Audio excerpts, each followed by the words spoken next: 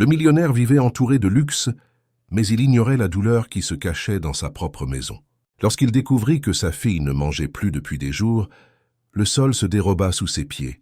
Alors la domestique, animée par un amour qui défiait tout, fit l'impensable pour sauver la fillette. Si vous aimez les histoires émouvantes, abonnez-vous à la chaîne et dites-nous d'où vous nous écoutez. Continuons. Chapitre 1. Le silence de Clara. Le réveil sonna à 4h30 du matin, comme toujours. Marie-Élise étendit sa main calleuse et le fit taire avant qu'il ne réveille les garçons. Dans la petite chambre d'à côté, Pierre, 6 ans, et Jacques, 8 ans, dormaient encore, enroulés dans des couvertures colorées qu'elle avait elle-même cousues lors de nuits d'insomnie. Le 2 pièces de la cité à la Courneuve, en Seine-Saint-Denis, s'éveillait avec l'odeur du café fort qu'elle préparait en se frottant les yeux. Par la fenêtre, elle voyait l'aube encore sombre et les points de lumière qui indiquaient d'autres vies s'éveillant elles aussi bien trop tôt. « Encore une journée », murmura-t-elle pour elle-même, tout en attrapant le vieux carnet qu'elle avait hérité de sa mère. Les pages jaunies gardaient plus que des recettes. Elles gardèrent des souvenirs, des moments, un peu de l'essence de maman Lucie, partie 3 ans plus tôt, laissant à sa fille non seulement les recettes, mais aussi la responsabilité d'élever seule ses petits-enfants. Marie-Élise feuilleta le carnet tandis que le café montait, s'arrêtant à la page des sablés au beurre. Elle sourit. Ces sablés avaient le pouvoir de transformer les mauvais jours en journées supportables. Son portable vibra. Un message à 5h du matin n'était jamais une bonne nouvelle. C'était Régine, son amie qui travaillait comme gouvernante dans l'un des hôtels particuliers de Neuilly-sur-Seine. « Lise, j'ai besoin de toi. Urgence. Une famille cherche quelqu'un pour cuisiner pour une enfant malade. Il paie très bien, appelle-moi. » Marie-Élise sentit son cœur s'accélérer. L'argent qu'elle gagnait comme femme de ménage suffisait à peine pour les factures de base, et les frais de scolarité des garçons allaient augmenter le mois suivant. Elle ne pouvait pas laisser passer une telle occasion. Elle appela immédiatement. La petite ne mange plus depuis 5 jours. Expliqua Régine, la voix basse comme si elle confiait un secret. Les médecins ont tout essayé. La mère est désespérée, le père encore plus. Ils ont besoin de quelqu'un qui s'y connaît en cuisine pour enfants, qui a l'expérience des enfants. Mais je ne suis pas chef, Régine. Je ne connais que la cuisine de maman. Oh, c'est exactement ce dont ils ont besoin, Lise. De la cuisine de maman. 3 heures plus tard, Marie-Élise descendait d'un bus à l'arrêt le plus proche du quartier résidentiel de luxe, se sentant toujours déplacée dans ses vêtements simples, portant dans son sac usé le carnet de recettes comme un talisman. Elle marcha encore 20 minutes jusqu'au portail principal, où un agent de sécurité la toisa de la tête aux pieds avant de l'autoriser à entrer, après un appel à la maison des Allard. La demeure semblait sortie d'un film, 3 étages de béton, de verre et d'acier, avec des jardins impeccables et une piscine qui reflétait le ciel comme un miroir bleu. Régine l'attendait à l'entrée de service. « Lise, tu es venue ?»« Dieu merci. La situation a empiré. » La petite n'ouvre même plus les yeux correctement. « Qu'est-ce que ce qui lui est arrivé ?» Régine haussa les épaules, nerveuse. Personne ne sait vraiment. Les médecins parlent de déshydratation, de possible dépression infantile, de traumatisme. Mais personne ne trouve le bon diagnostic. Clara s'est simplement arrêtée. Arrêtée de manger, de parler, de réagir. Marie-Élise sentit un frisson la parcourir. Clara, c'est son nom? Clara Allard, 2 ans et 4 mois. La fille unique du couple. Régine la conduisit à travers des couloirs de marbre, passant devant des salons décorés de meubles qui semblaient n'avoir jamais été utilisés. Les tableaux abstraits au mur coûtaient plus que ce que Marie-Élise gagnerait en des années de travail. Le contraste avec son petit appartement ne pouvait être plus grand. Florence, la mère de Clara, est célèbre. Une influenceuse digitale, tu vois, des millions d'abonnés. Elle parle de maternité, de vie saine, de fitness. Le mari, c'est Édouard, le patron d'une entreprise de technologie. Ils ont l'air parfaits sur les photos. Régine baissa la voix.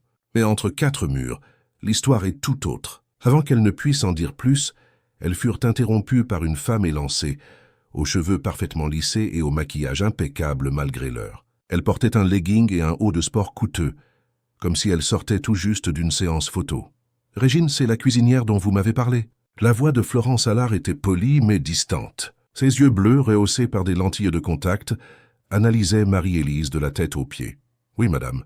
Voici Marie-Élise, mère de 2 garçons. Une cuisinière merveilleuse qui a l'expérience des enfants difficiles. Je l'espère. » Nous avons déjà tout essayé avec Clara. Les médecins suggèrent un traumatisme émotionnel, mais c'est ridicule. Clara a toujours eu tout ce qu'il y a de mieux. Florence se mit à marcher, leur indiquant de la suivre. Tout en marchant, elle sortit son téléphone et commença à enregistrer. « Salut, mes amours. Journée difficile par ici, mais on n'abandonne jamais, n'est-ce pas? Je viens d'engager une nouvelle chef spécialisée en nutrition infantile pour préparer des repas bio et fonctionnels pour notre petite princesse. » Marie-Élise échangea un regard avec Régine. « Chef spécialisé? Nutrition infantile. » Le mensonge coulait si naturellement des lèvres parfaites de Florence qu'il était presque possible d'y croire. Parce que la santé mentale commence par l'alimentation, les amis. N'oubliez pas de cliquer sur mon lien en bio pour l'e-book « Mère parfaite, enfant heureux ». Florence éteignit la caméra en arrivant à la porte d'une chambre. Son visage, auparavant animé, retrouva son expression tendue. Quelques règles, pas de sucre, de farine raffinée, de produits laitiers ou d'aliments transformés. Clara suit un régime strictement végétalien et sans gluten depuis sa naissance. Il y a tout un protocole développé par les meilleurs nutritionnistes. Marie-Élise acquiesça, même si elle sentait que quelque chose n'allait pas. Quel enfant de 2 ans avait un régime aussi restrictif? Sa chambre a des caméras. Pour la sécurité, bien sûr, et pour que je puisse partager des moments spéciaux avec mes abonnés. Lorsque la porte s'ouvrit, Marie-Élise sentit son cœur se serrer. La chambre était immense, décorée dans des tons de rose et de blanc, avec des meubles qui semblaient sortis de catalogues de design. Des jouets importés étaient organisés par taille et par couleur. Tout était parfait, sauf la petite silhouette sur le lit. Clara était allongée, les yeux mi-clos, si pâle qu'elle se confondait presque avec les draps blancs. Ses cheveux blonds, fins comme de la soie, s'étalaient sur l'oreiller. Si petite, si fragile. Florence s'approcha et ajusta l'oreiller, plus pour la caméra invisible que Marie-Élise devinait être là que par réelle préoccupation. Il n'y eut ni baiser, ni câlin, ni mots tendres. Les médecins viennent 2 fois par jour. Elle est sous perfusion, pour ne pas se déshydrater complètement. Votre fonction est de préparer quelque chose, n'importe quoi qu'elle accepte de manger dans le respect des restrictions que j'ai mentionnées. Marie-Élise s'approcha lentement du lit. Quelque chose chez cet enfant lui rappelait son Pierre, quand il avait eu une pneumonie à 3 ans. Ce regard lointain, comme s'il était caché quelque part à l'intérieur de lui-même. Je peux rester un peu avec elle, juste pour faire connaissance? Florence consulta sa montre, impatiente. J'ai un direct dans 20 minutes sur comment gérer les défis maternels avec sérénité. Régine vous montrera la cuisine après. Quand la porte se referma, Marie-Élise s'assit sur le bord du lit. La chambre était trop silencieuse. Il n'y avait ni rire, ni musique, ni désordre, des choses qui devraient faire partie du monde d'un enfant. « Bonjour Clara », dit-elle d'une voix douce. « Je suis Lise. Je suis venue te tenir un peu compagnie. » Aucune réponse. Les yeux de la petite fille restaient fixés dans le vide. Marie-Élise se mit à fredonner doucement la chanson qui calmait toujours ses fils. « Fais dodo, colasse, mon petit frère. » La mélodie simple emplit la chambre stérile. Elle n'attendait pas de réponse immédiate. Elle voulait juste que Clara sache qu'elle n'était pas seule. C'est alors qu'elle remarqua, dans le coin de la chambre parfaite, il y avait une seule chose qui détonnait, un petit lapin en peluche, usé par l'usage, caché en partie sous la commode. Marie-Élise le prit et l'apporta à la fillette. « Regarde qui j'ai trouvé. » On dirait qu'il se cachait. Elle posa la peluche près de la main de Clara.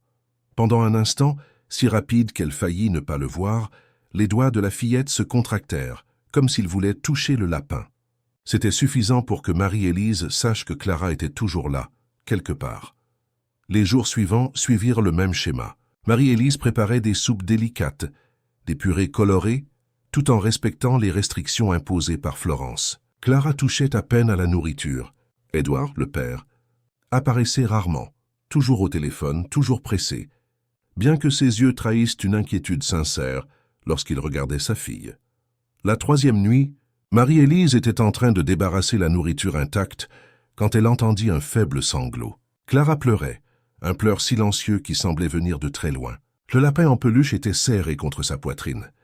Cette nuit-là, tandis que la maison dormait, Marie-Élise prit une décision. Dans la petite cuisine industrielle de la demeure, elle ouvrit son carnet de recettes. La page des sablés au beurre de maman Lucie portait des taches de graisse et des empreintes digitales de 3 générations. Pour guérir l'âme, disait la note en haut de la page, avec l'écriture soignée de sa mère. Elle trouva du beurre caché au fond du réfrigérateur, probablement utilisé par les employés, puisque la famille suivait un régime végétalien. Il y avait du sucre dans le placard de Régine, de la farine, de l'extrait de vanille, un peu de cannelle. Les ingrédients interdits furent mélangés avec la tendresse qui manquait dans cette maison. Pendant que les sablés cuisaient, Marie-Élise pensait à ses fils, à son petit appartement, aux factures. Si elle perdait cet emploi, elle repartirait de zéro. Mais il y avait quelque chose de plus important que le salaire. Il y avait une enfant qui disparaissait sous ses yeux. L'odeur du beurre et de la vanille envahit la cuisine. Quand les sablés furent prêts, dorés et au bord légèrement croustillants, elle les plaça sur une assiette et monta dans la chambre de Clara. Elle n'avait plus rien à perdre. La fillette était réveillée, comme si elle non plus ne parvenait pas à dormir. Marie-Élise s'assit à côté d'elle. « J'ai apporté quelque chose de spécial, Clara. C'est la recette de ma mère, qui la tenait de sa mère avant elle. Tu sais ce que ma mère disait? Que ces sablés ont un peu de magie. Ils nous aident à nous souvenir qu'il y a de la douceur dans le monde, même quand tout semble triste. » Clara regarda l'assiette. Ses yeux, pour la première fois, semblaient se concentrer sur quelque chose. Personne ne connaîtra notre secret, juste toi et moi. Marie-Élise prit un sablé et le croqua, faisant un bruit d'approbation. Puis, elle en offrit un autre à Clara. Pendant un moment interminable, rien ne se passa. Puis, lentement, la petite main se tendit. Les doigts fragiles prirent le biscuit. Clara le porta à sa bouche et prit une minuscule bouchée. Le temps sembla se figer lorsque, après avoir mâché lentement, Clara avala. Ses yeux se levèrent pour rencontrer ceux de Marie-Élise. Et puis cela arriva. Un petit sourire, presque imperceptible. « C'est bon ?» demanda Marie-Élise, les larmes aux yeux. Clara hocha la tête, et puis, dans un murmure si bas qu'il se perdit presque dans le silence de la chambre, « Encore !» Un mot, un seul mot, après des jours de silence. Marie-Élise dut retenir l'envie de la serrer dans ses bras. Elle offrit un autre sablé, qui fut accepté avec plus de confiance. Aucune des deux ne remarqua la porte s'ouvrir, ni la silhouette masculine arrêtée sur le seuil, observant la scène avec des yeux écarquillés. « Clara ?» La voix d'Édouard Allard brisa le charme du moment. Marie-Élise se retourna effrayée, l'assiette de sablé interdit comme preuve de sa désobéissance. Elle se prépara à être renvoyée, à être expulsée. Mais Édouard ne la regardait pas.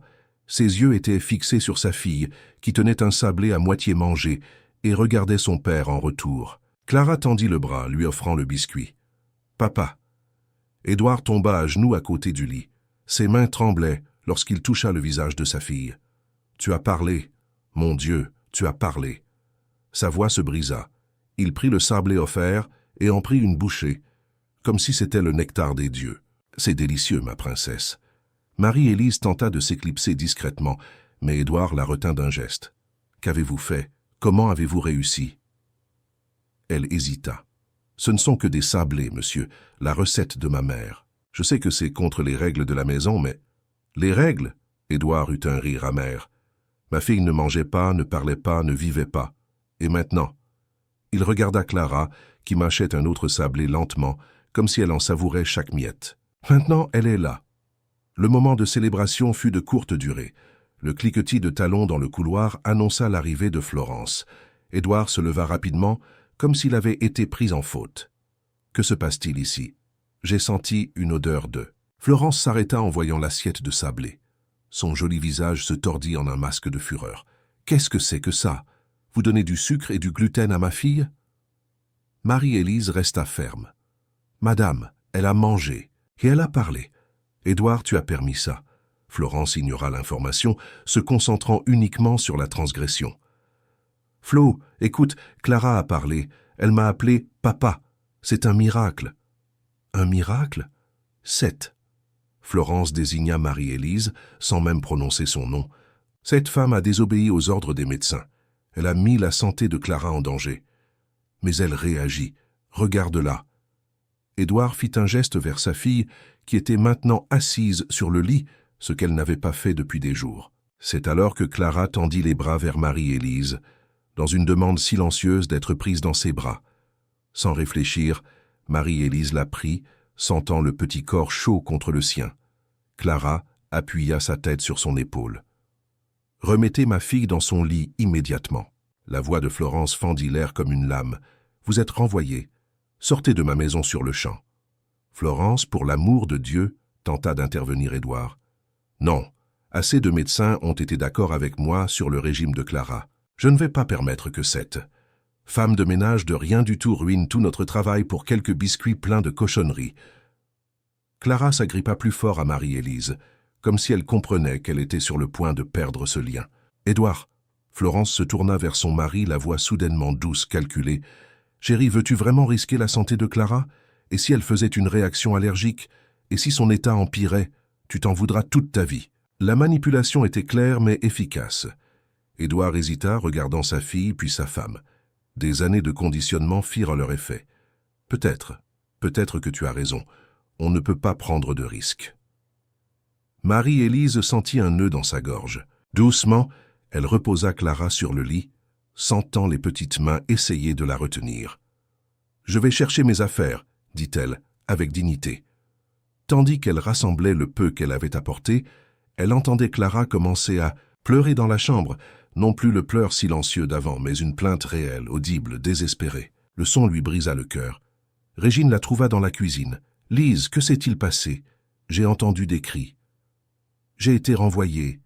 J'ai donné des sablés à Clara. Elle a mangé, parlé, a même demandé les bras. Mais Florence a pété les plombs. » Régine secoua la tête. « Oh Lise, tu ne comprends pas, il ne s'agit pas de nourriture, ça n'a jamais été le cas. » « Comment ça? » Florence s'est construit une image parfaite, la mère parfaite, la famille parfaite, le régime parfait. Des millions de gens la suivent, achètent ses produits, ses formations. Si Clara guérit en mangeant des biscuits ordinaires, faits par une employée, que devient son histoire? La vérité frappa Marie-Élise comme une gifle. Il ne s'agissait pas de santé, mais de contrôle et d'apparence. De maintenir une façade qui valait des millions en parrainage et en influence. « Régine, il y a quelque chose de très malsain dans cette maison. »« Je sais, » murmura la gouvernante, « je l'ai toujours su, mais j'ai besoin de ce travail. » En sortant, Marie-Élise croisa Édouard. Il semblait partagé comme un homme pris entre deux mondes. « Je suis désolé, » dit-il, en lui tendant une enveloppe. « Votre salaire, avec un bonus. S'il vous plaît, comprenez. » Elle refusa l'enveloppe. « Je ne veux pas de votre argent, monsieur Édouard. Je veux que vous compreniez une chose. Votre fille n'est pas malade. Elle est triste, profondément triste, et l'argent ne guérit pas ça. » Elle sortit dans la nuit froide, laissant derrière elle la demeure illuminée où une enfant venait de retrouver sa voix pour la perdre à nouveau. Dans sa poche, elle portait le carnet de recettes et caché entre ses pages, le petit lapin en peluche que Clara y avait glissé quand personne ne regardait, comme si elle savait qu'elle devrait se séparer, comme si elle lui donnait un morceau d'elle-même à garder. Sur le chemin de l'arrêt de bus, Marie-Élise regarda les étoiles masquées par la pollution de Paris. « Maman, » murmura-t-elle au ciel, « aide-moi à faire ce qu'il faut. » Ce qu'elle ne savait pas, c'est qu'en rentrant chez elle, elle trouverait des dizaines de notifications sur son téléphone. Florence Allard avait publié une vidéo, déjà vue des millions de fois, accusant une employée irresponsable d'avoir mis la vie de sa fille en danger. Internet s'enflammait de commentaires haineux dirigés contre une femme dont le nom n'était même pas mentionné, mais dont la description ne laissait aucun doute sur son identité. La guerre ne faisait que commencer. Et de l'autre côté de la ville, dans sa chambre de princesse, Clara se refermait dans le silence, enlaçant le vide laissé par le lapin en peluche qui se trouvait maintenant dans la poche de Marie-Élise. Chapitre 2. Révélation. 2 jours après le licenciement de Marie-Élise, la pluie s'abattait sur Paris avec la fureur typique de l'été. Dans son petit appartement, elle observait les grosses gouttes couler sur la vitre tandis que ses fils dormaient, épuisés après une journée d'école. À la télévision allumée à faible volume, une présentatrice parlait de l'affaire de l'influenceuse et de l'employé qui a failli tuer sa fille. L'histoire déformée, qui se propageait comme un virus sur les réseaux sociaux et atteignait maintenant les journaux télévisés. Lise soupira, éteignant l'appareil. Les dernières 48 heures avaient été un cauchemar. Sans révéler son nom, Florence l'avait transformé en méchante nationale. Sur les réseaux, le hashtag « Qui est-elle employé monstre » était en tête des tendances. Les gens partageaient des théories absurdes, certains affirmant même qu'elle avait délibérément empoisonné la fillette. Internet avait soif de sang et Marie-Élise était l'offrande parfaite. Son portable vibra. Un message de Régine. Clara a empiré. Elle est à l'hôpital américain. Édouard est anéanti. Le cœur de Marie-Élise se serra. Elle prit le petit lapin en peluche qu'elle gardait près de son lit et le caressa pensant à la fillette. Le jouet usé, avec une oreille recousue et des taches d'usage, semblait porter le poids de la tristesse de Clara.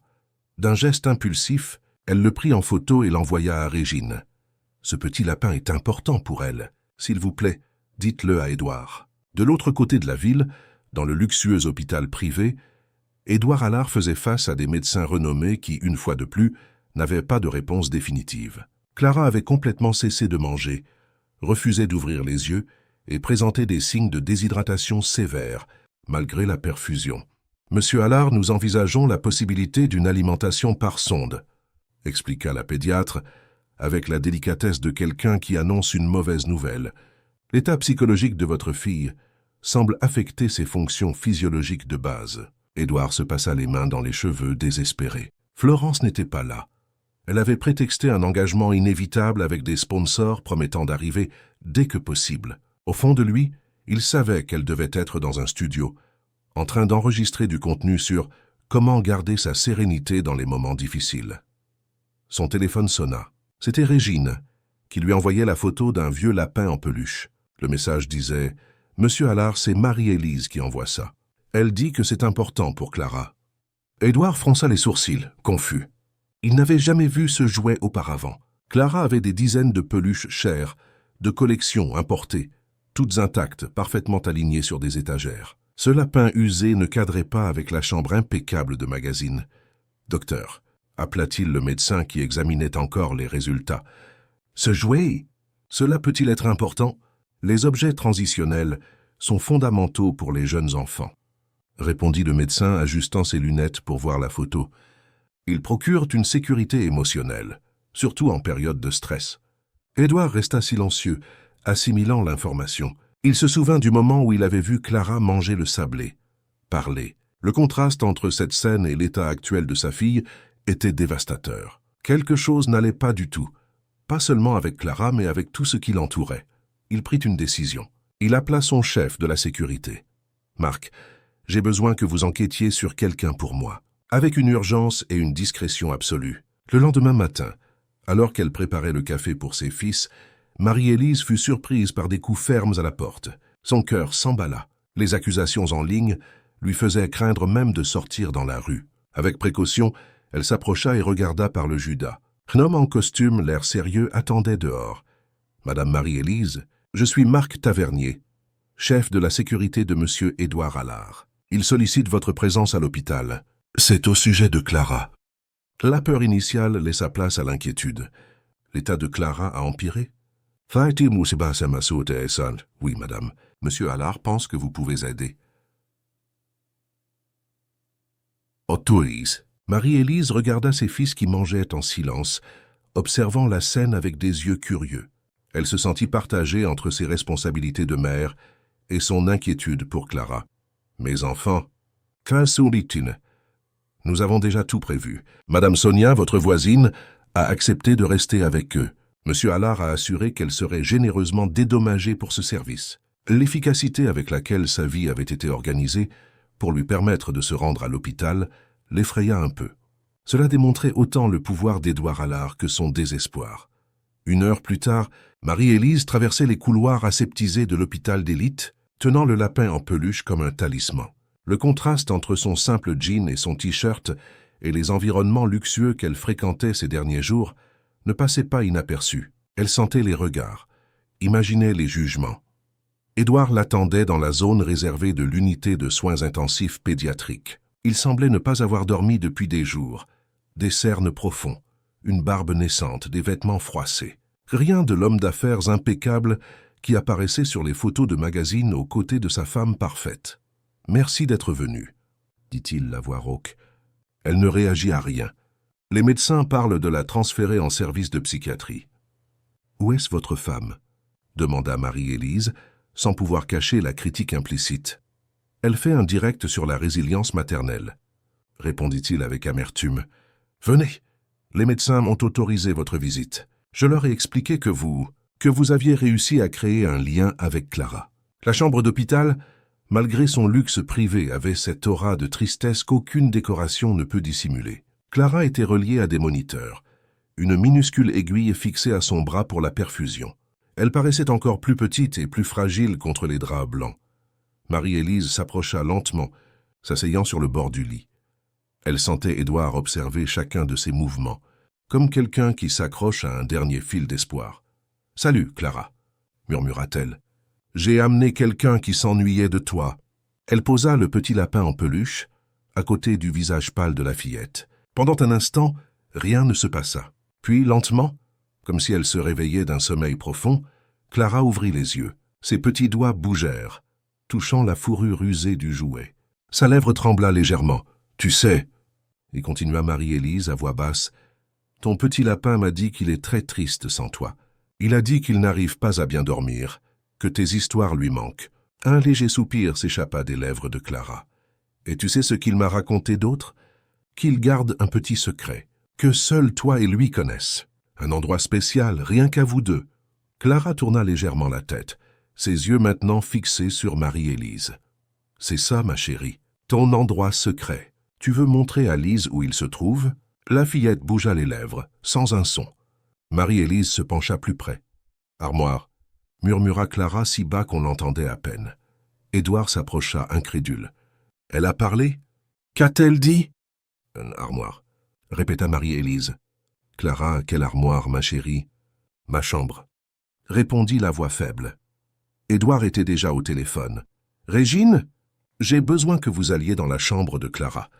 Il y a une armoire là. Oui, cherchez quelque chose. Une cachette peut-être, quelque chose d'important pour elle. » Pendant qu'ils attendaient, Marie-Élise continua de parler doucement à Clara, lui racontant des histoires sur le petit lapin, inventant des aventures qu'il aurait vécues pendant qu'ils étaient séparés. La fillette ne parla plus, mais ses yeux restaient ouverts, attentifs. 20 minutes plus tard, le téléphone d'Édouard sonna.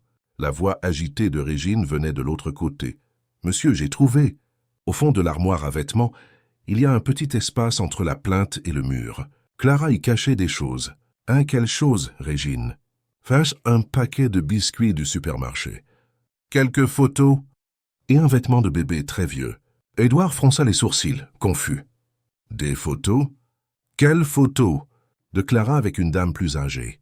« Je ne reconnais pas qui c'est. Je ne l'ai jamais vue à la maison. » Le visage d'Édouard blêmit, comme si une pièce d'un puzzle venait enfin de s'emboîter. « Régine, pouvez-vous envoyer ces photos sur mon portable? Et il y a autre chose. J'ai besoin que vous vérifiez un dossier dans mon bureau. Il est dans le coffre-fort, le code et la date de naissance de Clara. » En attendant, Édouard semblait agité. Il faisait les 100 pas dans la chambre, regardant à plusieurs reprises sa fille, qui serrait maintenant le petit lapin plus fort dans ses bras. « Qui lui a donné ce lapin ?» demanda Marie-Élise, intriguée. Édouard secoua la tête. « Je ne sais pas. Je ne l'ai jamais vu avant. Florence contrôle tous les jouets de Clara. Tout doit être éducatif, esthétique, compatible avec la marque de la famille. » L'amertume dans sa voix était palpable. Le téléphone vibra de nouveau. Édouard regarda les photos reçues, et son visage se transforma. D'abord la surprise, puis quelque chose qui ressemblait à de la colère, et enfin une profonde tristesse. « C'est Constance », murmura-t-il plus pour lui-même que pour Marie-Élise. « Qui ?» La première nounou de Clara. Elle s'est occupée d'elle de sa naissance jusqu'à ses 1 an et demi. Florence l'a renvoyée après que... Édouard hésita, comme s'il marchait sur un terrain miné. Après l'avoir surprise en train de donner à Clara de la nourriture normale. Des purées maison, au lieu des produits bio importés que Florence exigeait. Ce fut un scandale. Florence a dit qu'elle sabotait le développement de Clara, compromettait son système immunitaire. Marie-Élise hocha lentement la tête. Le schéma était clair. Et ce vêtement de bébé? Je ne sais pas. Je ne le reconnais pas. Il semblait sincèrement confus.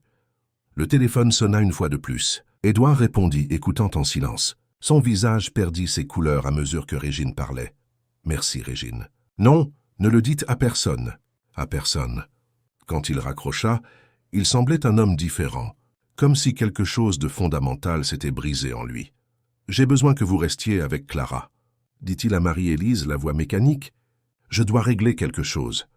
C'est urgent. » Monsieur Édouard, que se passe-t-il? Qu'est-ce que Régine a trouvé? Il hésita sur le seuil, regardant sa fille qui dormait maintenant, serrant le lapin usé dans ses bras. « La vérité, » répondit-il simplement, et il sortit. Marie-Élise resta avec Clara le reste de la journée. La fillette alternait entre des moments de conscience et de longues périodes de sommeil.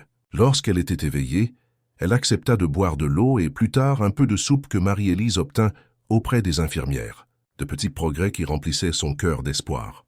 En fin d'après-midi, la porte de la chambre s'ouvrit. Marie-Élise s'attendait à voir Édouard, mais c'est Florence qui entra, impeccable comme toujours, portant un sac de créateur et un téléphone à la main. « Qu'est-ce que vous faites ici ?» Le ton était glacial, les yeux bleus brûlants de fureur. Marie-Élise se leva, gardant son sang-froid. « Monsieur Édouard m'a demandé de rester avec Clara. Elle va mieux. Elle a mangé un peu de soupe. » Florence regarda sa fille, remarquant le lapin en peluche. Son visage se tordit en une expression de dégoût. « D'où vient cette chose sale? C'est un danger pour sa santé. Les acariens, les bactéries... » Elle tenta d'arracher le jouet, mais Clara, même somnolente, s'y agrippa avec une force surprenante. « S'il vous plaît, » intervint Marie-Élise. « C'est important pour elle. Vous ne comprenez rien à ma fille. » Florence se tourna vers elle, la voix basse et menaçante. « Être renvoyée ne vous a pas suffi? Faillir la tuer avec ses biscuits pleins de conservateurs ne vous a pas suffi? À quoi pensait Édouard en vous faisant venir ici? Peut-être qu'il pensait à la guérison de sa fille. » répondit Marie-Élise, se surprenant elle-même par la fermeté de sa voix. Clara mourait de tristesse, Madame Florence. Pas de gluten ou de sucre. Florence fit un pas en avant, menaçante. Pour qui vous prenez-vous? Une petite employée de banlieue qui veut me donner des leçons de maternité? J'ai des millions d'abonnés qui me font confiance pour faire soudain pourquoi? Pour utiliser une enfant comme accessoire dans vos photos parfaites? La main de Florence se leva, prête à la gifler, mais s'arrêta en l'air. Derrière elle, Édouard était entré dans la chambre accompagné d'une dame d'environ 70 ans, aux cheveux grisonnants et au visage marqué par le temps. Les yeux de Clara, qui semblait endormie, s'ouvrirent immédiatement. « Mamie !» Le mot s'échappa des lèvres de la fillette, clair et fort, surprenant tout le monde. La dame âgée porta les mains à son visage, des larmes coulant instantanément sur ses joues. « Mon amour !» murmura-t-elle en s'approchant du lit. Florence s'interposa entre elles. « Toi, qu'est-ce que ça veut dire, Édouard? Qu'est-ce que cette femme fait ici? »« Ah, cette femme !» te répondit Édouard avec un calme dangereux, et Constance Chevalier. « La mère de Daniel Chevalier. » Il fit une pause significative. « Tu te souviens de Daniel, n'est-ce pas, Florence?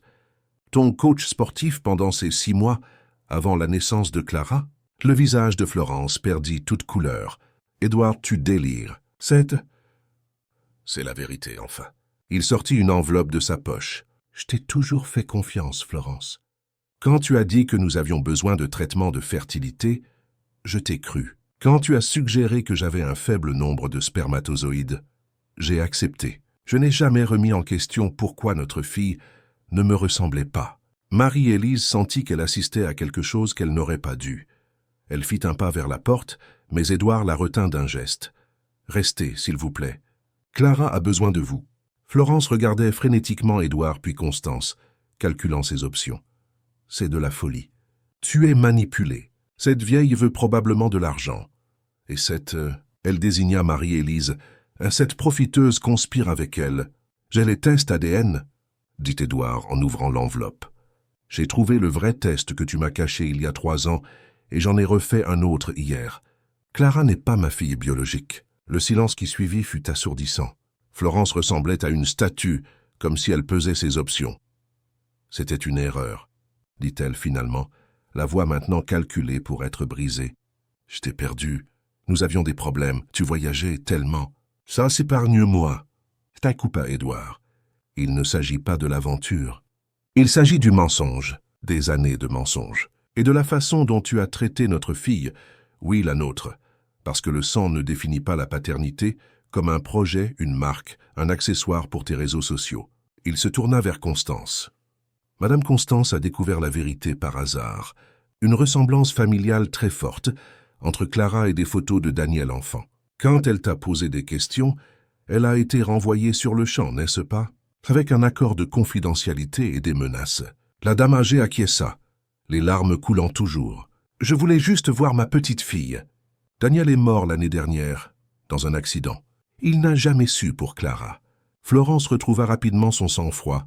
Des années de pratique en gestion de crise en ligne étaient aussi utiles dans la vie réelle. Eh bien, qu'est-ce que tu comptes faire, Édouard? Détruire notre famille? Exposer notre fille au scandale? Pense à ce que cela fera à tes actions, à ton image. Édouard rit sans humour. Toujours l'image, n'est-ce pas? Clara a failli mourir, Florence. Notre fille disparaissait sous nos yeux parce qu'elle ne pouvait pas être juste une enfant normale. Elle devait être ton mannequin, ton projet, ton produit. Il se tourna vers Marie-Élise. J'ai découvert d'autres choses. Constance n'a pas été la seule. Il y a eu d'autres nounous, d'autres employés qui ont essayé d'alerter sur l'état émotionnel de Clara, toutes renvoyées, toutes réduites au silence. Florence prit son téléphone, ses doigts bougeant rapidement. J'appelle mon avocat. C'est absurde. J'appelle qui tu veux. La garde de Clara ne sera plus partagée, et tu ne l'utiliseras plus comme contenu pour tes réseaux. Les yeux de Florence se plissèrent. Tu n'as aucune idée à qui tu as affaire, Édouard. Je peux te détruire sur Internet en une journée. Ton entreprise, ta réputation. Pendant que les adultes se disputaient, Clara se mit à pleurer doucement. Marie-Élise s'approcha d'elle, prenant sa petite main. « Tout va bien, ma chérie. Tout va bien se passer. » Édouard remarqua la souffrance de sa fille et changea immédiatement de ton. « Nous continuerons cette conversation ailleurs. Marie-Élise, pouvez-vous rester avec elle? Madame Constance restera aussi. Clara a besoin de paix. » Florence sembla sur le point de protester, mais quelque chose dans le regard déterminé d'Édouard la fit reculer. Avec un dernier regard furieux pour tout le monde, elle quitta la chambre, déjà au téléphone. Quand la porte se referma, Clara tendit les bras vers Constance. La dame s'assit à côté de sa petite fille, la serrant dans ses bras comme pour compenser tout le temps perdu. « Mon petit lapin », dit Clara, sa voix plus forte que Marie-Élise ne l'avait jamais entendue. « C'est mamie qui l'a donné. »« Qu'as oui, mon amour », confirma Constance entre deux larmes. « Ça, si, mais c'était à moi. C'était le premier cadeau que je t'ai fait. » Marie-Élise observait la scène émue. Édouard s'approcha d'elle. « Merci, » dit-il simplement, « de ne pas l'avoir abandonnée, d'avoir vu ce que je ne pouvais pas voir. N'importe qui l'aurait vu en regardant vraiment, » répondit-elle sans reproche dans la voix. « Les enfants ont besoin d'amour, pas de régimes et de règles. » Et Édouard acquiesça, absorbant la simple vérité de ces mots. « Que va-t-il se passer maintenant » demanda Marie-Élise. « Une guerre, » répondit-il en regardant la porte par laquelle Florence était sortie. « Elle n'abandonnera pas facilement. Elle a beaucoup à perdre. Des contrats de plusieurs millions, de l'influence, une base d'abonnés qui achètent tout ce qu'elle vend. Et maintenant, vous menacez d'exposer la fraude derrière la façade parfaite. » Exactement. Édouard semblait fatigué, mais déterminé. Ce ne sera pas joli. Mais Clara mérite une vraie enfance. Pas un rôle dans une série sur la maternité parfaite. Le lendemain, la bombe explosa.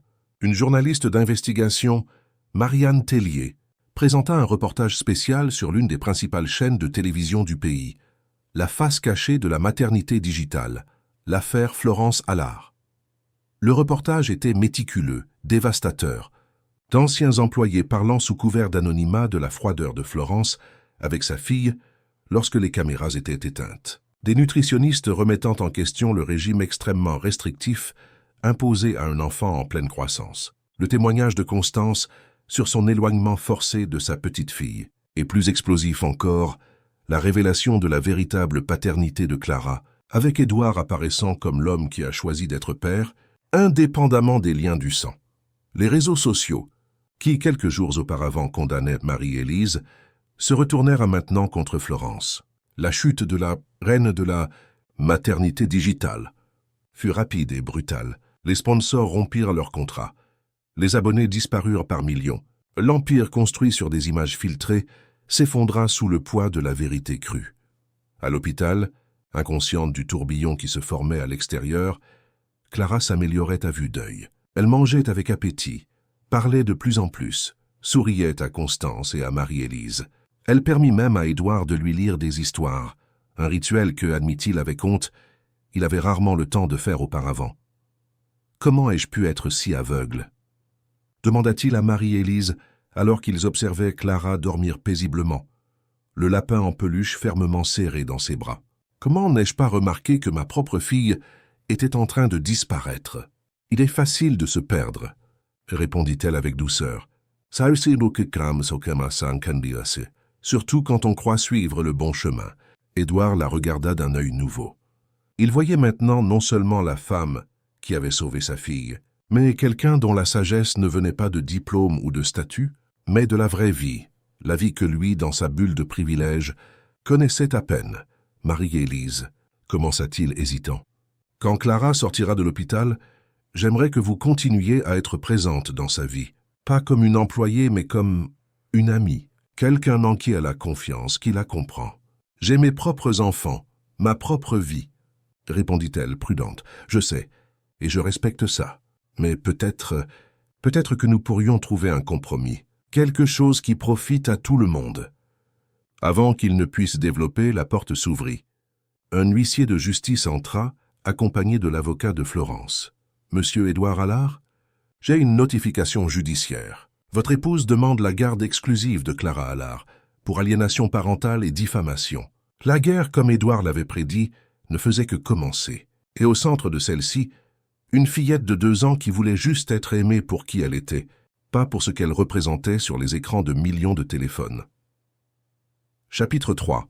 Nouveau départ. Le palais de justice de Paris, sur l'île de la Cité, bourdonnait ce mardi matin.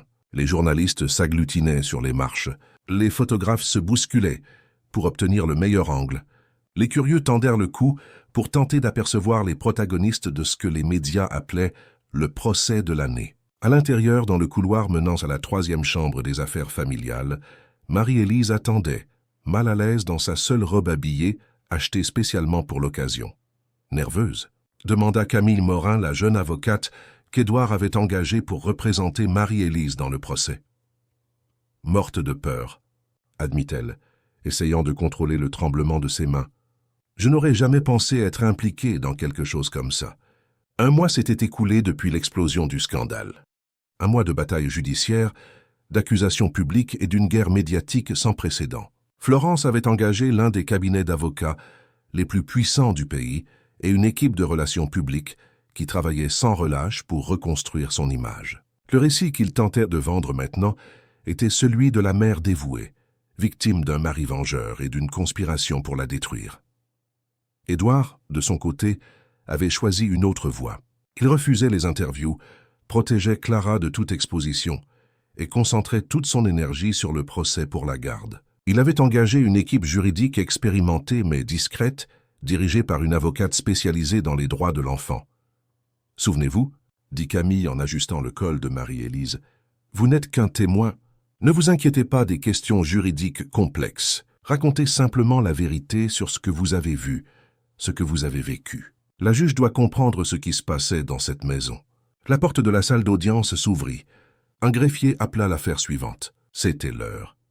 L'intérieur de la salle était solennel, dominé par des boiseries sombres et le symbole de la justice au-dessus du bureau de la juge. D'un côté, Florence était assise impeccablement vêtue, un maquillage parfait dissimulant sa fatigue accompagné de 3 avocats en costume coûteux.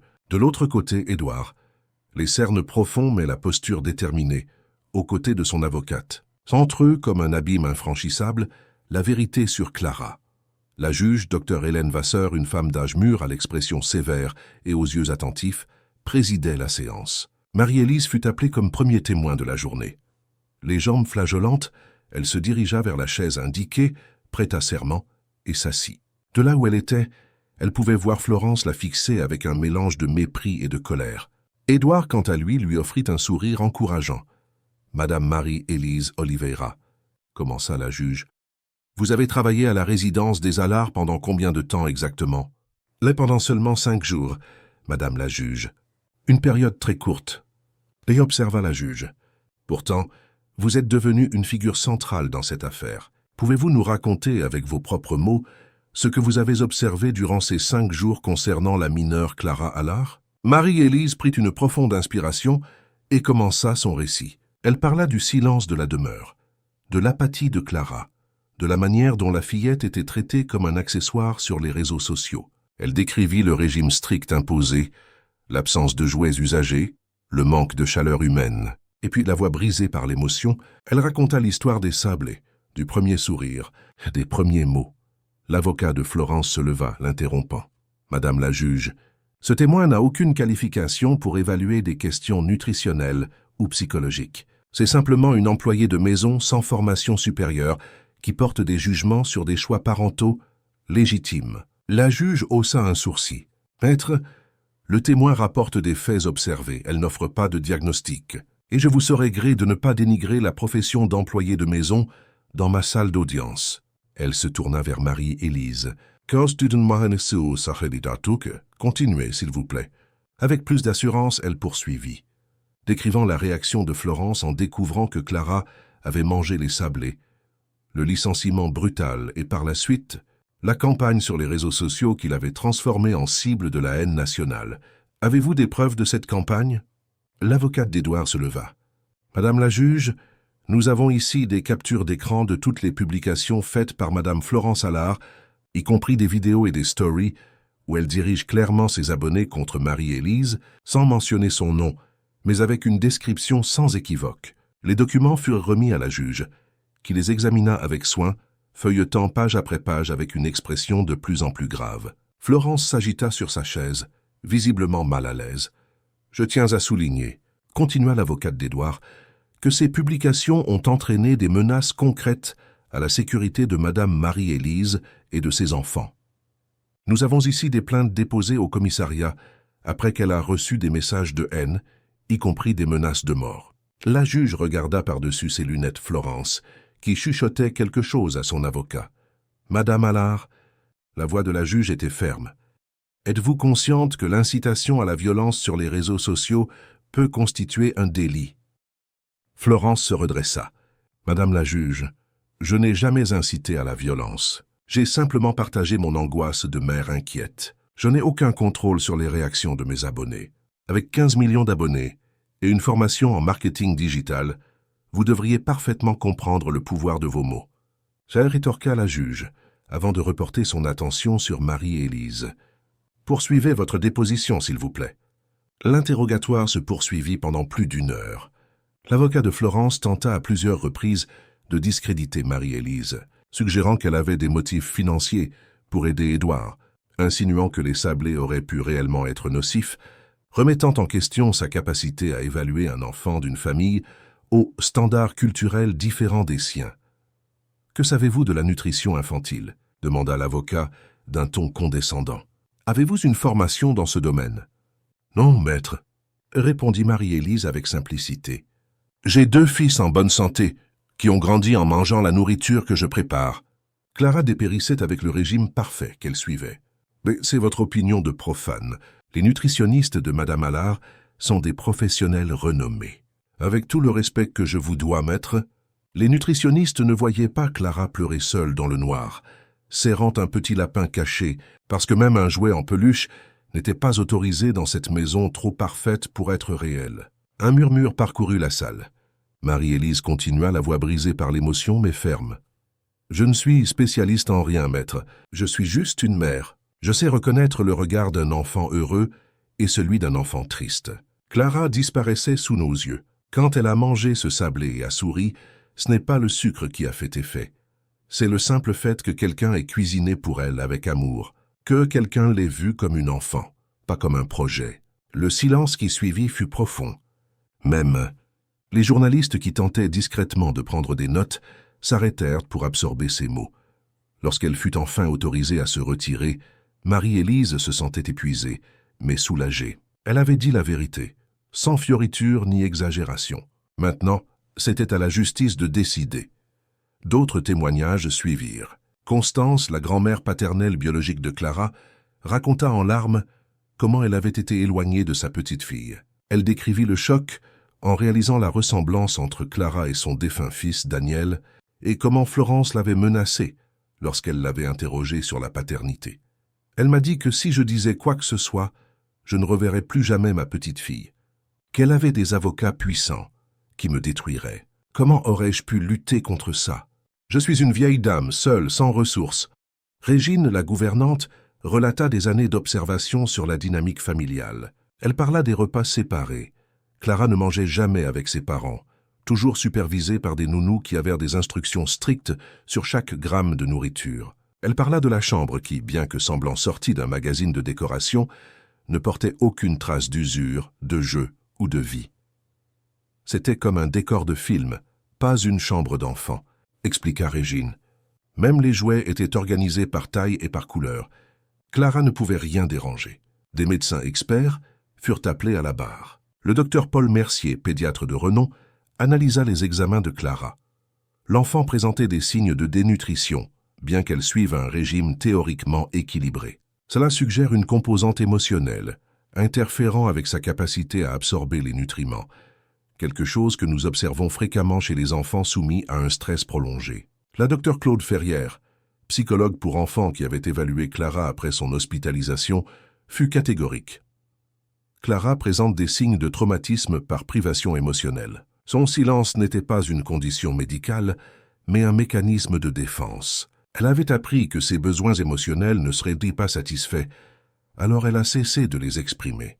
Interrogée sur l'amélioration après avoir mangé les sablés, la psychologue expliqua « Ce ne sont pas les sablés en eux-mêmes, mais ce qu'ils représentaient, un acte de connexion authentique, d'affection sans exigence de performance ou de perfection. Madame Marie-Élise a offert à Clara quelque chose dont elle avait désespérément besoin, une présence émotionnelle authentique. » Le troisième jour des audiences, Florence elle-même fut appelée à la barre. Vêtue avec une sobriété étudiée, sans le glamour excessif de ses réseaux sociaux, elle tenta de présenter l'image de la mère dévouée et incomprise. « J'ai toujours fait de mon mieux pour ma fille », déclara-t-elle, la voix entraînée pour montrer une émotion contrôlée. Les choix alimentaires, les soins, tout a été pensé pour garantir son plein développement. Si j'ai commis des erreurs, c'est par excès de zèle, jamais par négligence. Interrogée sur l'exposition de Clara sur les réseaux sociaux, Florence esquissa des larmes discrètes. Je ne faisais que partager notre bonheur. Qu'y a-t-il de mal à montrer au monde à quel point nous aimons notre fille? C'est alors que l'avocate d'Édouard présenta un rapport détaillé de toutes les publications impliquant Clara. Plus de 3000 publications en 2 ans. Une exposition quasi quotidienne, toujours soigneusement produite. Madame Allard demanda à l'avocate combien de ces photos montrent Clara décoiffée. En pleurs, faisant une crise comme n'importe quel enfant normal, ou ne montre-t-elle que la version que vous jugiez appropriée pour votre marque personnelle? Florence hésita, visiblement mal à l'aise. Naturellement, nous choisissons les meilleurs moments à partager. Et qu'en est-il des contrats publicitaires? Il est établi que Clara a participé à plus de 50 campagnes pour des marques pour enfants avant même d'avoir 2 ans. C'est exact? Oui, mais toujours avec toutes les autorisations et les précautions nécessaires. Combien avez-vous perçu pour ces contrats, approximativement? Florence s'agita sur sa chaise tendue. Je ne vois pas en quoi c'est pertinent pour l'affaire. La juge intervint. C'est pertinent, Madame Allard. Répondez, s'il vous plaît. Approximativement. 4 millions d'euros, admit Florence à voix basse. Un murmure parcourut la salle. L'avocate continua. Et ces sommes ont-elles été déposées sur un compte bloqué pour l'avenir de Clara ou sur vos comptes personnels? Le silence de Florence fut une réponse suffisante. Puis, le 3e jour d'audience, arriva le moment que personne n'attendait. La juge demanda la présence de Clara, non pas pour une déposition formelle, évidemment, mais pour une conversation dans son bureau, en présence uniquement d'une psychologue judiciaire. Lorsque la porte se referma, laissant la petite Clara seule avec la juge, un silence lourd s'abattit sur la salle d'audience. Édouard semblait au bord de la crise de nerfs. Florence gardait son sang-froid, mais ses doigts tapotaient sans cesse sur la table. Marie-Élise, assise dans la zone réservée au public, priait à voix basse. 20 minutes plus tard, la porte s'ouvrit. Clara sortit en tenant la main de la psychologue, et dans son autre bras serrait le lapin en peluche. Ses yeux parcoururent la salle jusqu'à ce qu'ils trouvent Marie-Élise. Avec un petit sourire, elle lui fit un signe de la main, un geste simple mais qui disait tout. Puis elle regarda Édouard et courut dans sa direction, accueillie par une étreinte serrée. Pour Florence, juste un regard hésitant. avant de cacher son visage sur l'épaule de son père. La décision de la juge tomba la semaine suivante. Après analyse des rapports psychologiques, des témoignages et des preuves, la salle d'audience était encore plus bondée, les journalistes essayant de prendre des photos en douce à travers les portes. Dans des cas comme celui-ci, commença la docteure Hélène en ajustant ses lunettes, il n'y a pas de vainqueur, il y a seulement l'intérêt supérieur d'une enfant qui mérite de grandir dans un environnement sain, aimant et stable. Elle fit une pause, regardant directement Édouard et Florence. Clara Allard montre des signes clairs de stress émotionnel prolongé. Les rapports psychologiques indiquent qu'elle a développé des mécanismes de défense préoccupants pour un si jeune enfant, notamment le retrait émotionnel et la sélectivité alimentaire comme forme de contrôle. La juge feuilleta quelques documents avant de continuer. La question de la filiation biologique, bien que pertinente pour comprendre le contexte familial, n'est pas déterminante pour ma décision. Monsieur Édouard Allard a démontré par ses actions qu'il a pleinement assumé son rôle de père, indépendamment des liens génétiques. Le droit français reconnaît la filiation socio-affective comme étant aussi valable que la filiation biologique. Elle fit une pause, ses yeux se posant brièvement sur Marie-Élise. Ce tribunal reconnaît également le rôle fondamental de Madame Marie-Élise Oliveira pour avoir mis en lumière la situation de Clara. Son témoignage et ses actions révèlent une sensibilité et une compréhension des besoins émotionnels, infantiles qui sont exemplaires. Florence s'agita sur sa chaise, tandis que son avocat prenait des notes furieusement. Considérant toutes les preuves présentées, ce tribunal décide que la garde principale de Clara Allard sera confiée à Monsieur Édouard Allard, avec un droit de visite supervisé pour Madame Florence Allard, initialement une fois par semaine, avec une réévaluation après 6 mois de thérapie familiale. Un brouhaha parcourut la salle. Florence blêmit visiblement. De plus, poursuivit la juge, ce tribunal émet une ordonnance interdisant toute exposition de Clara Allard sur les réseaux sociaux, dans des émissions de télévision ou tout autre média, par l'une ou l'autre des parties, jusqu'à ce que la mineure atteigne l'âge de 18 ans ou soit en mesure de consentir légalement. L'avocat de Florence se leva immédiatement. « Madame la juge, nous allons faire appel de cette décision. Ma cliente est une mère dévouée dont la carrière... » Votre cliente, l'interrompit la juge, a privilégié sa carrière au détriment du bien-être émotionnel de sa fille. Et ce tribunal privilégie Clara. La décision est prise. La juge ajouta.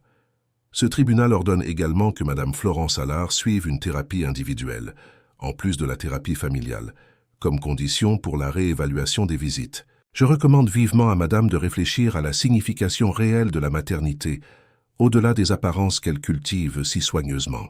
Quand tout le monde se leva, Florence passa près de Marie-Élise, s'arrêtant brièvement à côté d'elle. « Ce n'est pas fini », murmura-t-elle, avant d'être entourée par ses avocats et escortée dehors. Édouard s'approcha de Marie-Élise, les yeux rouges de quelqu'un qui avait pleuré, mais un sourire sincère sur le visage. « Merci, dit-il simplement. Sans vous. Clara a toujours été là, répondit-elle, émue. Elle avait juste besoin que quelqu'un la voie vraiment. En sortant du palais de justice, une foule les attendait. Les journalistes se disputèrent les déclarations. Les flashs crépitaient. Édouard protégea Marie-Élise, la guidant rapidement vers une voiture qui les attendait. À l'intérieur, Clara attendait avec Régine, serrant son inséparable lapin. « Lise !» s'exclama la fillette en la voyant, tendant les bras. Marie-Élise la serra dans ses bras, sentant le petit corps chaud contre le sien. « Salut, ma princesse. Tout va bien ?» Clara hocha la tête. « Papa a dit qu'on va dans une nouvelle maison. Loin des caméras. »« C'est vrai, » confirma Édouard. « Fini l'hôtel particulier de magazine. Clara mérite un vrai foyer. 3 mois s'étaient écoulés depuis le jugement. C'était un samedi après-midi ensoleillé, lorsque Marie-Élise arriva à la nouvelle adresse d'Édouard et Clara. Non plus la demeure ostentatoire de Neuilly-sur-Seine, mais une maison spacieuse et accueillante au Vésinet, avec un jardin où poussaient maintenant des fleurs et un petit potager. Ses fils, Pierre et Jacques, couraient devant elle, excités à l'idée d'une nouvelle journée de jeu avec Clara. Depuis la fin du procès, Édouard avait insisté pour que Marie-Élise maintienne un contact régulier avec sa fille, l'invitant elle et ses garçons pour des visites fréquentes. Ce qui avait commencé comme un pont pour aider Clara à s'adapter à sa nouvelle vie, s'était transformé en une amitié sincère entre les 2 familles. Régine ouvrit la porte.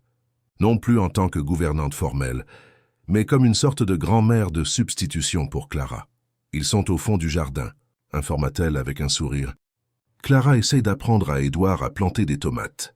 C'est tout un spectacle. Marie-Élise les trouva dans le petit potager. Clara, coiffée d'un chapeau de paille trop grand pour sa petite tête, donnait des instructions sérieuses à son père sur la façon de faire des trous dans la terre. Édouard, à genoux par terre, le jean sali de terre et le sourire aux lèvres, suivait chaque directive avec une totale dévotion. « Plus profond, papa, sinon la petite tomate n'aura pas de racines. »« Comme ça, professeur ?» Édouard creusait, exagérant ses mouvements pour faire rire sa fille.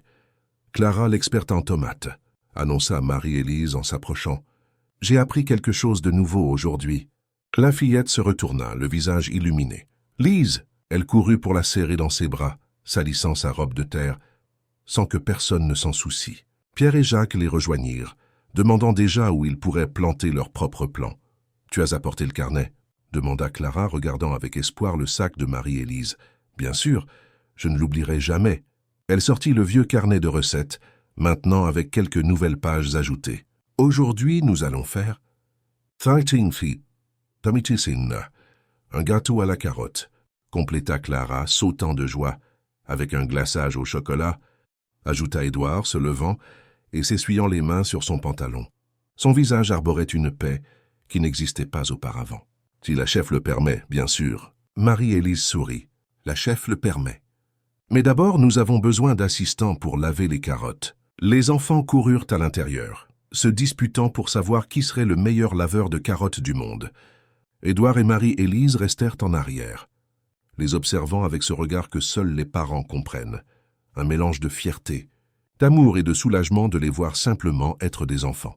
« Comment s'est passée la visite avec Florence hier ?»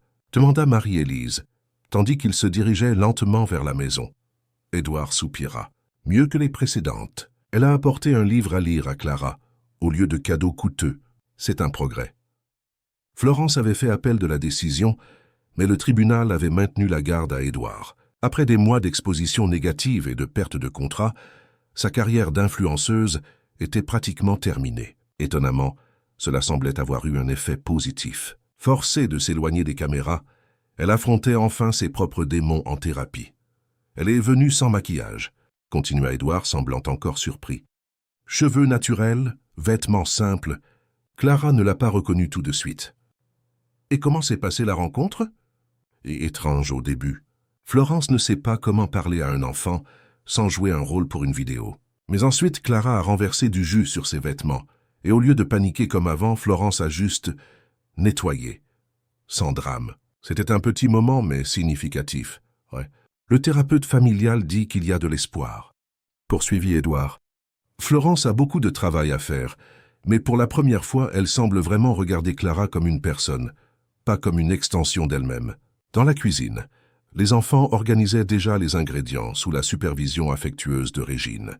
Le lapin en peluche de Clara, maintenant propre mais toujours délicieusement usé, observait tout depuis sa place d'honneur sur une petite chaise spéciale. Lise. Édouard lui toucha légèrement le bras, la retenant avant qu'elle ne rejoigne les enfants. « Je dois te dire quelque chose. » Marie-Élise le regarda curieuse. Au cours des derniers mois, leur relation s'était transformée en une amitié solide, basée sur le respect mutuel et l'amour partagé pour Clara. Mais il y avait quelque chose de différent dans ses yeux aujourd'hui. Tu te souviens de l'idée que j'ai eue, juste après le jugement, d'utiliser une partie de l'argent que j'ai économisé en vendant la maison pour quelque chose de significatif. La fondation pour les enfants? Édouard acquiesça excité. Elle est prête. Enregistrée, avec un conseil d'administration, un siège loué. Projet Voix. Un centre de soutien pour les enfants en situation de vulnérabilité émotionnelle. Édouard, c'est merveilleux. Et je veux que tu la diriges. Marie-Élise se figea. Moi? Mais je n'ai pas de formation, pas d'expérience administrative, rien de tout ça. Tu as tout ce qui compte, répondit-il en lui prenant les mains. L'intuition, la compassion, le courage. Tu pourras continuer à étudier. Nous paierons tes études. Mais je veux quelqu'un qui voit les enfants pour de vrai, pas seulement des protocoles et des théories. Avant que Marie-Élise ne puisse répondre, Clara cria depuis la cuisine « Lise !» Les carottes s'enfuient. Tous deux rirent, le moment interrompu. mais l'offre planant dans l'air comme une promesse. La semaine suivante, Marie-Élise visita pour la première fois les locaux du projet Voix.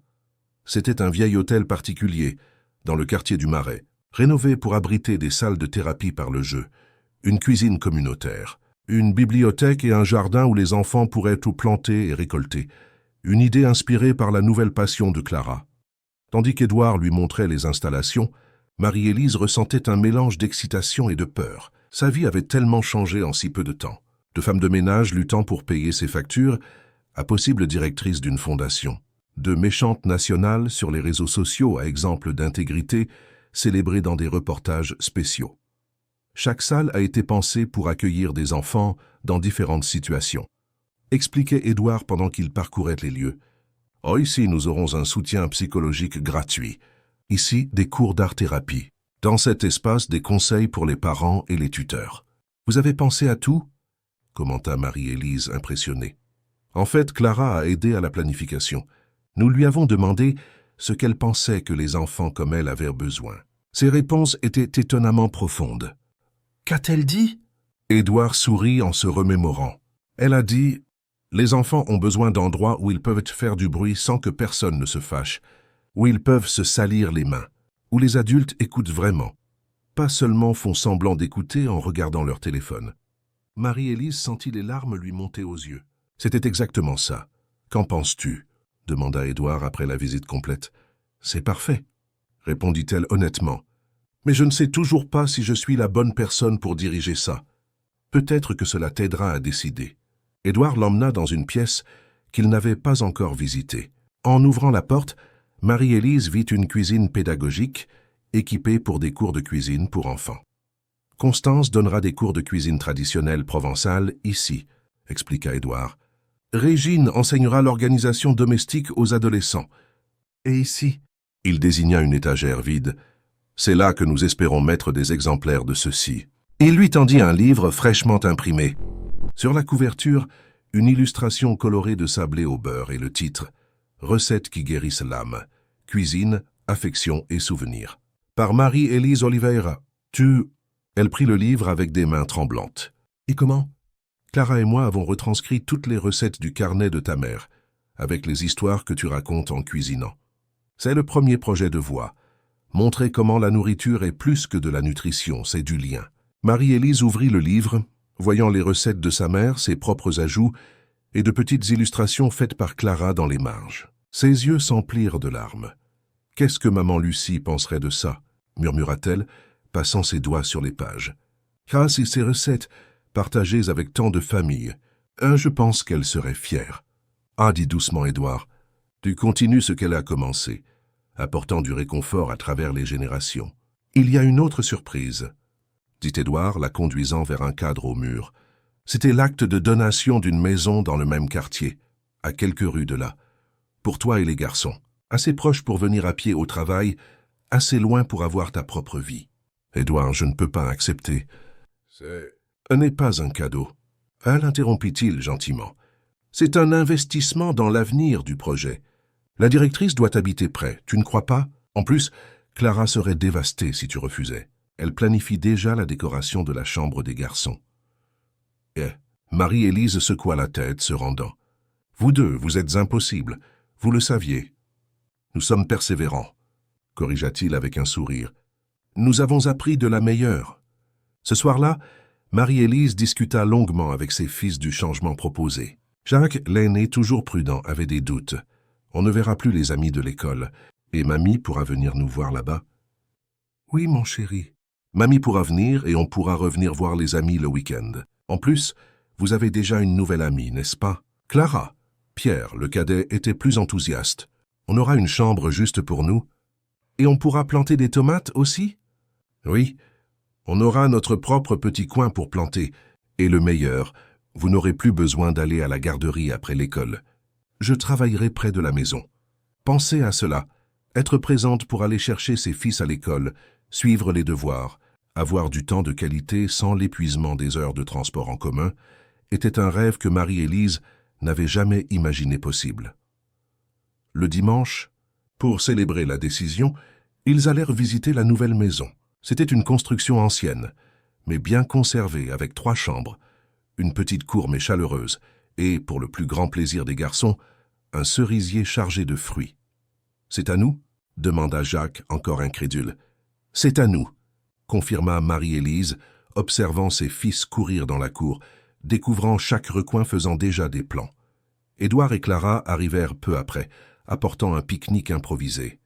Tandis que les enfants jouaient sous le cerisier, Édouard et Marie-Élise s'assirent sur la terrasse. « Tu es sûre de ça » demanda-t-elle, encore hésitante. « C'est une énorme responsabilité.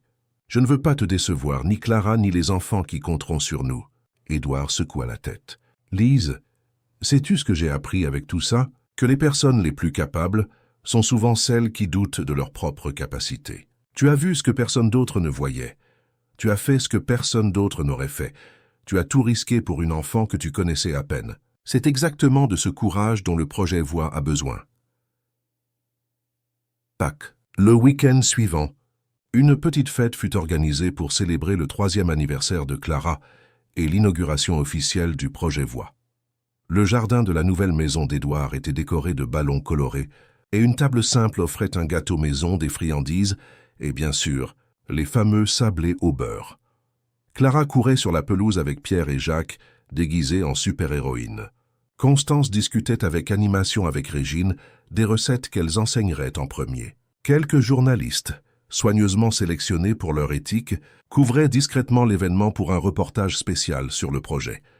Des familles du quartier avaient été invitées, amenant d'autres enfants, pour découvrir l'espace qui serait bientôt ouvert à la communauté. Au centre du jardin, une simple plaque annonçait « Projet Voix où chaque enfant est entendu ». Marie-Élise, vêtue d'un chemisier neuf acheté pour l'occasion, circulait parmi les invités, s'habituant encore à son nouveau rôle. Une journaliste s'approcha, demandant une interview. « Vous considérez-vous comme une héroïne? Vous avez sauvé une enfant, exposé une vérité difficile, et maintenant vous dirigez un projet social innovant. » Marie-Élise sourit, secouant la tête. « Je ne suis pas une héroïne. Je suis juste quelqu'un qui sait que, parfois, ce dont un enfant a besoin, ce ne sont pas des choses chères ou des vies parfaites d'Instagram. Parfois, c'est juste un sablé fait avec amour et quelqu'un qui le regarde dans les yeux et lui demande « Comment te sens-tu vraiment ?» À la surprise de tous, Florence arriva, apportant un cadeau simple emballé dans du papier coloré. Elle était différente. Cheveux plus courts, naturels, sans les mèches blondes artificielles, maquillage discret, vêtements confortables au lieu du look étudié d'avant. Elle s'approcha timidement du groupe. « Je peux rester un peu ?» demanda-t-elle à Édouard, la voix hésitante, si différente de l'influenceuse confiante qu'elle avait été. « Bien sûr, » répondit-il, lui faisant signe de se joindre à eux. « Ah, Clara sera contente de te voir. » Marie-Élise observa de loin quand Clara remarqua sa mère. La fillette hésita un instant, puis courut vers elle, s'arrêtant à une distance de sécurité. Florence s'agenouilla, se mettant à la hauteur de sa fille, et lui offrit le cadeau. « Joyeux anniversaire, mon amour », dit-elle doucement. Clara ouvrit le paquet avec soin. C'était un livre d'histoire, simple, sans rien d'extravagant. Elle le feuilleta et sourit. « Merci, maman. » Il n'y eut pas l'étreinte que Florence espérait clairement, mais il y avait un début, un petit pont en cours de reconstruction avec patience et respect. Plus tard, lorsque Florence s'approcha de la table de nourriture, elle se retrouva face à face avec Marie-Élise pour la première fois depuis le tribunal. Le moment fut tendu. « Merci de m'avoir permis de venir », dit Florence, surprenant Marie-Élise par la sincérité de sa voix. « Je sais que tu aurais des raisons de ne pas me vouloir ici. Un Clara a besoin de sa mère. » Répondit simplement Marie-Élise. Une version réelle d'elle, pas le personnage que tu as créé. Florence acquiesça, regardant sa fille qui jouait au loin. « J'apprends. C'est difficile. J'ai passé tellement de temps à être quelqu'un d'autre que parfois je ne sais plus qui je suis vraiment. » Elle hésita, puis ajouta. « Ma thérapeute dit que je dois te présenter mes excuses pour ce que j'ai fait, pour les mensonges, pour l'exposition sur les réseaux. »« Et tu veux t'excuser ?»« Je veux essayer d'être meilleure. » répondit Florence, évitant la question directe. Pour Clara, c'était un début, petit, imparfait, mais réel, comme la vie l'est généralement. Alors que le soleil commençait à se coucher, Édouard rassembla tout le monde pour porter un toast. Clara insista pour que Marie-Élise reste à ses côtés, lui tenant la main. Constance, Régine, les garçons, et même Florence gardant une distance respectueuse, formèrent un cercle. au projet Voix, dit Édouard en levant son verre, et aux nombreux enfants qui trouveront ici ce que Clara a trouvé grâce à Marie-Élise, quelqu'un qui écoute ce qu'il n'arrive pas à dire avec des mots. Aux sablés au beurre, ajouta Clara faisant rire tout le monde, et à la famille, compléta Marie-Élise regardant ses fils Clara, Édouard et même Florence, qui n'est pas définie par le sang ou par les papiers, mais par ceux qui choisissent d'aimer et de protéger, même quand c'est difficile, par ceux qui choisissent de voir au-delà des apparences et d'entendre les silences. Une journaliste qui couvrait l'événement demanda « Et quelle est la prochaine étape du projet ?» Édouard et Marie-Élise échangèrent un regard. Ce fut elle qui répondit « Nous allons commencer par accueillir les enfants du quartier, puis nous nous étendrons. Nous aurons des ateliers de cuisine affective, des espaces d'écoute, de la thérapie par l'art et la nature. Mais par-dessus tout, nous voulons créer un endroit où les enfants peuvent simplement être des enfants, faire du désordre, explorer, se tromper, apprendre sans la pression d'être parfait pour les réseaux sociaux ou pour les attentes des adultes. » Un reporter nota rapidement ces paroles. « Considérez-vous cela comme une critique de la culture numérique actuelle ?» Marie-Élise réfléchit avant de répondre. « Je considère cela comme un rappel que dans un monde obsédé par les filtres et les likes, la chose la plus révolutionnaire peut être simplement d'être présent, vraiment présent pour nos enfants. » Tandis que tout le monde applaudissait, une douce brise fit bouger les ballons. Clara s'approcha de nouveau de Florence et, hésitante, lui tendit un sablé. « Tu veux goûter ?» Lise dit qu'ils ont de la magie. Florence prit le biscuit avec précaution, comme si elle recevait un trésor précieux. « Merci, Clara. » Elle prit une petite bouchée et sourit. Non pas le sourire parfait et répété de ses photos, mais un sourire sincère, imparfait, réel. « C'est délicieux, » dit-elle avec sincérité. Clara hocha la tête, satisfaite, et retourna en courant jouer avec Pierre et Jacques. Marie-Élise échangea un regard avec Édouard. Tous deux savaient que le chemin serait long, qu'il y aurait des défis, que ce ne serait pas toujours facile. Mais là, dans ce simple jardin, sous le ciel qui commençait à montrer ses premières étoiles, il y avait de la vérité. Et la vérité, même difficile, même imparfaite, était le début de tout ce qui comptait. Le lendemain matin, Marie-Élise se réveilla tôt, comme toujours. Mais cette fois, ce n'était pas pour prendre des bus bondés ou affronter une journée de ménage épuisante. C'était pour préparer calmement le petit déjeuner de ses fils, pour les aider avec leur cartable, pour marcher avec eux jusqu'à la nouvelle école, à quelques rues de là. En passant devant le vieux carnet de recettes, maintenant transformé en livre publié, elle sentit la présence invisible de sa mère. « Est-ce que je fais bien, maman ?» murmura-t-elle dans le vide.